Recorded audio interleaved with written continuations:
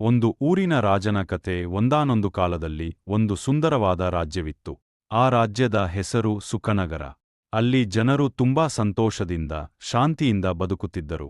ಆ ರಾಜ್ಯದ ರಾಜನ ಹೆಸರು ವಿಕ್ರಮಸಿಂಹ. ವಿಕ್ರಮಸಿಂಹ ರಾಜನು ಬಹಳ ಜಾಣ, ನ್ಯಾಯಪ್ರಿಯ ಮತ್ತು ಜನಪ್ರಿಯನಾಗಿದ್ದ. ಅವನು ಯಾವಾಗಲೂ ತನ್ನ ಪ್ರಜೆಯ ಸುಖ ದುಃಖಗಳನ್ನು ಕೇಳುತ್ತಿದ್ದನು. ಯಾವ ಸಮಸ್ಯೆ ಬಂದರೂ ಜನರು ರಾಜನ ಮುಂದೆ ಹೋಗಿ ಹೇಳುತ್ತಿದ್ದರು.